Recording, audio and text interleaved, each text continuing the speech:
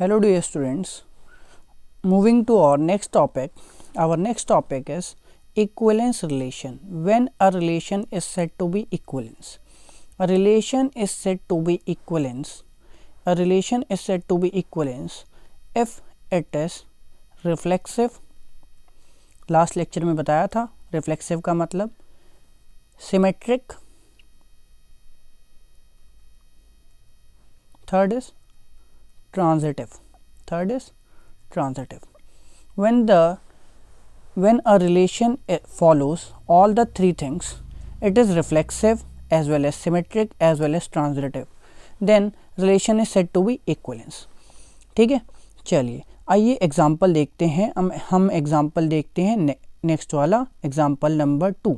ठीक है, example number 2 क्या बोलता है? एग्जाम्पल नंबर 2 जब हम देखेंगे तो क्या बोलेगा, अभी रुक जाइए एक मिनट. ठीक है, देखिए एग्जाम्पल 2 बोलता है लेट टी, ये example 2, T be set of all triangles, हर ट्राइंगल को बना लीजिए प्लेन में. ठीक है, गिवन बाय अ रिलेशन. ठीक है, गिवन बाय अ रिलेशन, क्या रिलेशन दिया है? T1, T2. ठीक है, T1 इज, एक minute, T1 is congruent to T2. ठीक है, ये बोला है T1 is congruent to T2, ये बोला है. अब देखिए इसको प्रूव करना है. It is an equivalence relation. It is equivalence relation. ठीक है, अब देखिए इक्विवेलेंस रिलेशन कब होगा? अगर फॉलो कर जाए ये रिफ्लेक्सिव, सिमेट्रिक एंड ट्रांजिटिव की कंडीशन को. तो देखिए सबसे पहले मैं याद करा दूं रिफ्लेक्सिव की कंडीशन क्या होती थी. रिफ्लेक्सिव की कंडीशन होती थी आपकी कि अगर एक आर रिलेशन है ए कॉमा बी में, ठीक है, तो A belongs to R and B belongs to R and A is related to B in some way, then it should follow a comma a is related to a. ठीक है, ये follow होना चाहिए. तो इसमें देखते हैं रिफ्लेक्सिव प्रूव करने के लिए हम पहला पार्ट क्या कर रहे हैं, we want to prove reflexive. Reflexive कैसे प्रूव होगा? अब देखिए पहला रिलेशन अगर मैं यहाँ पे रख दूँ T1, T1, ठीक है, एंड प्रूव कर दूँ T1 is congruent to T2. T1 is congruent to itself मतलब T1, तो ये हो जाएगा reflexive. And you all know all triangles are congruent to themselves. ठीक है, अपने आप से कॉन्ग्रेंट होगा. कॉन्ग्रेंसी की डेफिनेशन आपको पता ही है. मान लीजिए एक ट्राइंगल ए है, ये भी ट्राइंगल ए है, दोनों सेम ट्राइंगल है ABC और ABC.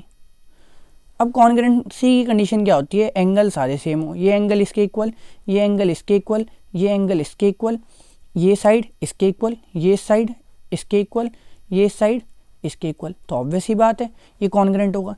तो इसलिए it will be a reflexive relation. ठीक है, अब मैं प्रूव करना चाहता हूँ कि ये सिमेट्रिक है या नहीं है. ये सिमेट्रिक है या नहीं है. तो देखिए सिमेट्रिक के लिए अगर T1, T2 रिलेटेड हैं, T1 is related to T2, ठीक है, तो T2 should be related to T1. तो देखिए जब मैं इसको लिखूंगा relation T1, T2, T1 is congruent to T2. Suppose ये दो ट्राइंगल है T1 और एक T2, ये क्या है, एक दूसरे से कॉन्ग्रेंट है. ठीक है, तो मैं क्या उल्टा भी लिख सकता हूँ, उल्टा in the sense reverse order. T2, T1, T2 is congruent to T1. ये क्या अपने आप के कॉन्ग्रेंट, ये क्या अगर T1 कॉन्ग्रेंट है T2 के तो T2 भी तो ऑब्वियस सी बात है T1 के कॉन्ग्रेंट होगा, ठीक है। इसलिए रिलेशन कैसा होगा, ये रिलेशन सिमेट्रिक भी होगा, ठीक है। अब आइए बात करते हैं most important thing, how to prove that the our relation is transitive, ठीक है। तो इसके लिए मैं 3 ट्राइंगल पहले बनाऊंगा, ट्राइंगल 1, ट्राइंगल 2, ठीक है, and triangle 3, T3, T2, T1। ये ट्राइंगल इसके कॉन्ग्रेंट है और ये ट्राइंगल इसके कॉन्ग्रेंट है, ठीक है। तो यहाँ से आप खुद ही देख पा रहे हैं, if T1 is congruent to T2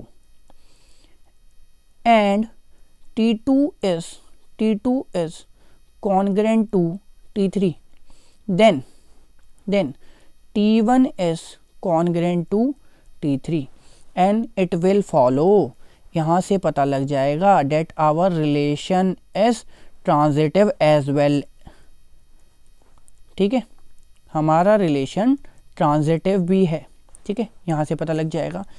अब जब तीनों कंडीशंस आ गई, जब तीनों कंडीशंस आ गई कि तीनों कंडीशंस आ गई हमारा that our relation is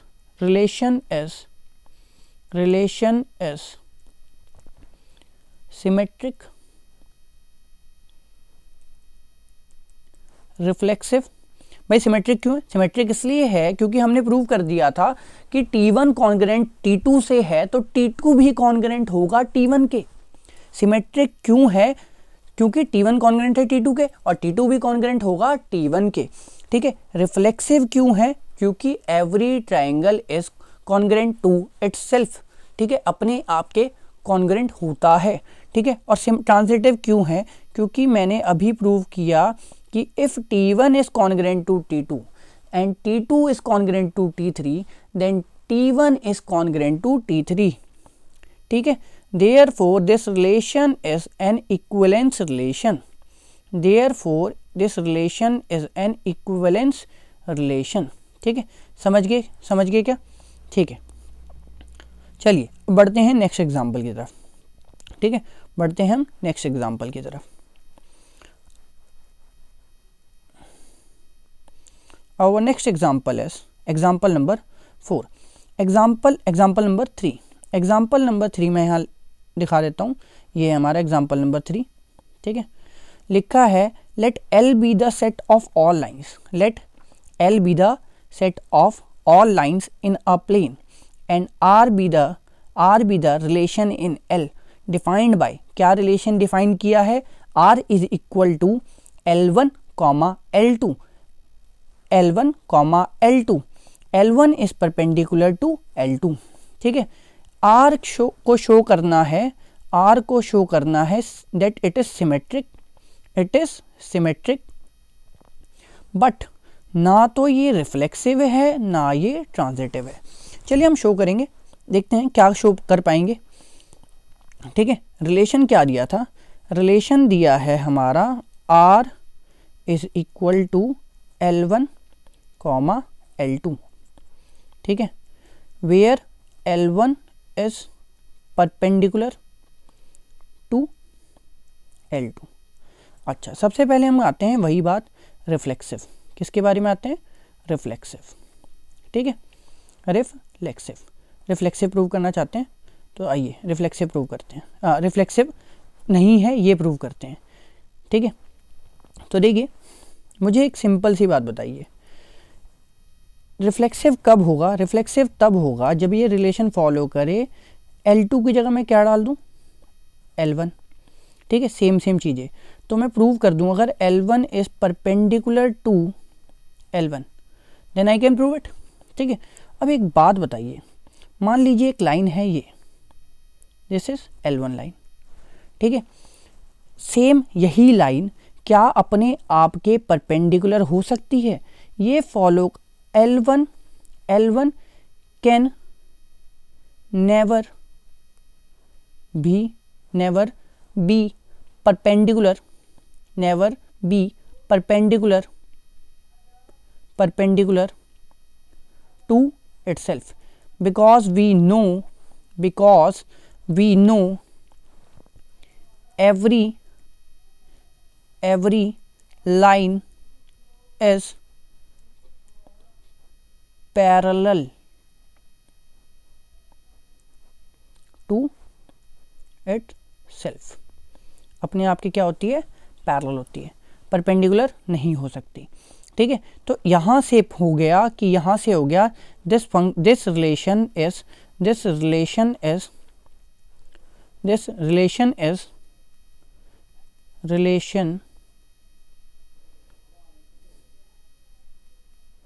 is not reflexive. Moving on, now we need to prove, is this relation reflexive, symmetric. क्या ये रिलेशन सिमेट्रिक होगा या नहीं होगा. देखिए, सिमेट्रिक जानने के लिए हमारा क्या होना चाहिए फंडा, सिमेट्रिक जानने के लिए हमारा फंडा होना चाहिए जो हमारा रिलेशन दिया था, क्या दिया था, L1, L2. ठीक है, L1, L2 उल्टा भी फॉलो कर जाए, L2, L1. ठीक है, अगर मैं ये लाइन ड्रॉ करूं, यहाँ बताता हूँ मैं आपको, थोड़ा सा देख के समझ आएगा. ये एक लाइन है L1, एक और लाइन है L2, दोनों लाइनें क्या हैं, परपेंडिकुलर. इफ आई से L1 is perpendicular to L2, can I say that L2 is perpendicular to L1? Of course I can say that. अगर L1 परपेंडिकुलर है L2 के तो L2 भी परपेंडिकुलर होगी L1 के. यहाँ से शो हुआ, because of this result I can say that R relation is symmetric relation. ठीक है, moving on, I want to show it as transitive. ठीक है, मैं बताना चाहता हूँ that is it transitive or not. ठीक है, तो एक एग्जांपल लेते हैं, लाइनें थोड़ी सी ड्राइंग कर लेते हैं. ठीक है, ड्राइंग कर लेते हैं. ये L1 है, ये L2 है जो परपेंडिकुलर है. L2 परपेंडिकुलर है एक और लाइन के, L3 के. अच्छा, यहाँ से आप देख रहे हैं L1 is perpendicular to L2. ठीक, in the same way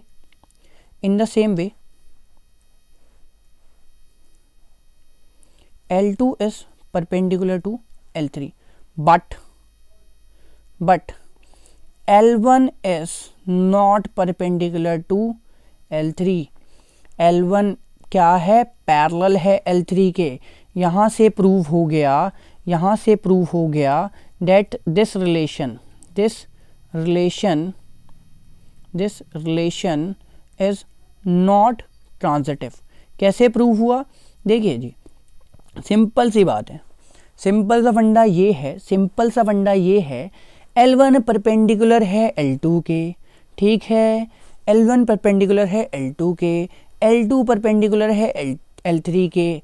ठीक है, जैसे इस ड्राइंग में देख रहे थे. बट L1 परपेंडिकुलर L3 के नहीं होगी. L1 क्या होगी, L3 के पैरेलल. ठीक है, therefore this relation is not transitive. तो हम बता चुके हैं, क्या बता चुके हैं कि ये रिलेशन जो दिया था R is equals to L1, L2. ठीक है, L1 is perpendicular to L2. This relation is only symmetric. क्यों सिमेट्रिक है, क्योंकि you know L1 is perpendicular to L2, then L2 is perpendicular to L1. Transitive क्यों नहीं है, because you know if L1 is perpendicular to L2 and L2 is perpendicular to L3, then L1 and L3 are parallel. L1 and L3 are parallel. Perpendicular नहीं होगा, perpendicular नहीं होगा। Reflexive क्यों नहीं है? क्योंकि कोई भी लाइन अपने आप के हमेशा पैरेलल होती है, परपेंडिकुलर नहीं हो सकती। ठीक है, कोई भी लाइन अपने आप के पैरेलल हो सकती है, परपेंडिकुलर नहीं हो सकती। ठीक है, बाकी हम डिस्कस करेंगे नेक्स्ट लेक्चर में। Thank you so much.